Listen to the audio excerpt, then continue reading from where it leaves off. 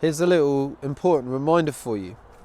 I believe like this one teaching, if applied, could be the most powerful thing you've ever learned in self-development. I mean, it was for me. And if you had paid £10,000 to Tony Robbins and he gave you this information that I'm about to give you, you would probably apply it to your life and do all the tools and the techniques to enhance this in order to improve your life exponentially. Don't even know if I said that word right, but that's okay. Now, because it's coming from me and my own beliefs about my worth, because I don't charge what Tony Robbins would charge, so my belief about my worth is at a much lower level than Tony Robbins, and you will see me as less important and less powerful as Tony Robbins, or maybe not, but I'm assuming you do. And so the information that I'm giving you may not be applied. I mean, you haven't paid anything for the information I'm about to give you, so you might just think it will just be, it could be something that you just hear and then you just go on to the next video, and then the next video, and then the next video, and that next video and next video and next video is literally creating stress in your nervous system, and it's putting you into the survival states that makes going after your dreams very fucking difficult, and it's stopping you from growing on levels you may not understand. And that is because, and this is the message, is that the state of your nervous system is what you create your whole reality from. It's coming from your nervous system, and the state of your nervous system can be seen in levels of arousal, levels of activation. The more activation you have in your nervous system, the higher into stress you go, the less safe your unconscious mind feels, the more heavier survival emotional states get triggered in order for you to maintain some sense of safety and try and avoid the threat, whatever it is that's creating the stress. And then you go through life from these states, and you can't feel good when you're stressed. So you're not going to go meditate or go watch the sunset. That's not going to feel any good when you're in a state of stress. You're not going to get much enjoyment out of connecting with other people. So what are you going to do? You're going to drink, you're going to smoke, you're going to scroll, you're going to do what you do online, like porn or whatever. You're constantly... I mean, really your only option when you're stressed in order to feel good is to get dopamine hits. That's it. So in order to feel good, because we all want to feel good, we have more hits of dopamine. And with each spike of dopamine, where we haven't worked for the dopamine, if you work for the dopamine, it's very different. That's how dopamine is meant to be released when we work for something, because it's a reward-based thing. But when we don't work for it and the dopamine just gets spiked, that's literally causing all sorts of problems. I mean, we all kind of know this, right? But I don't see many people actually applying it. So you can make your phone go black and white. My phone is now black and white.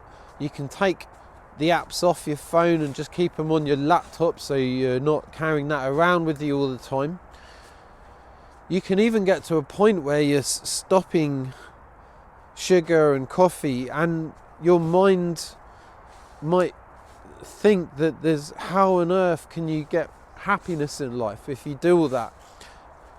But it's those things that are actually taking you out of being happy, because you might find that none of this stuff is making you happy. Like, none of it. It's bringing a sense of empty pleasure, and that sense of empty pleasure isn't actually making you happy.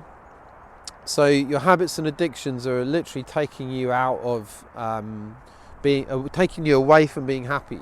And why are we doing any of this? Why are we constantly searching for the next video? Like, what is it you're really looking for? It's an inner feeling.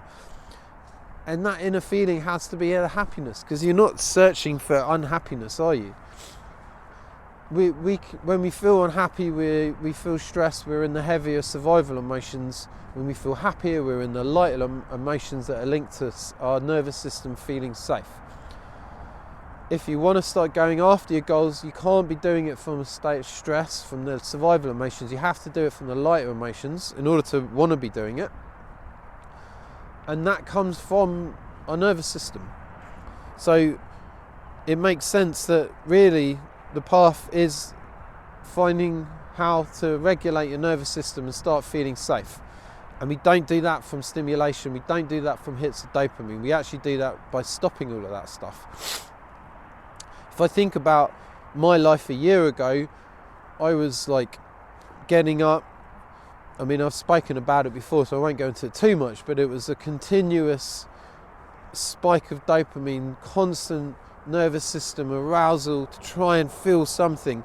And those urges that told me to do this and that, to smoke weed, to drink coffee, to eat sugar, scroll on my phone, those urges were like my master, and I was the slave, and I was just like, yes master, more of this, more of that. And that's how I lived my life. How nuts is that, guys?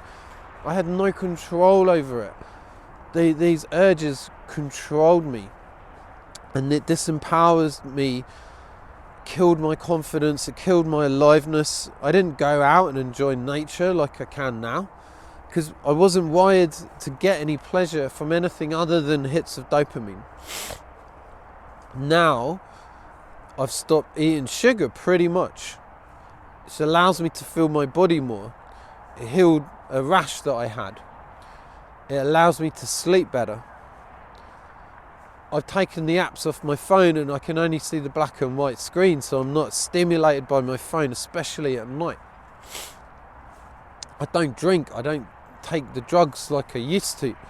You know, I stopped cocaine. That was one of the worst. I'm still drinking coffee. That's okay. I feel that my addiction to coffee makes me feel good. Right now, if I gave up coffee, I'm going to struggle, because I'll have to sit with this boredom of not having coffee, because I believe right now that the coffee makes me happy, but it doesn't. It just brings a bit of stimulation and feeling to my body that I can start developing more of without the coffee, because the coffee isn't a habit. And when you say to your friends, I'm going to give this or that up, if they're still doing the thing, they're going to make it harder for you. That's another part of this work.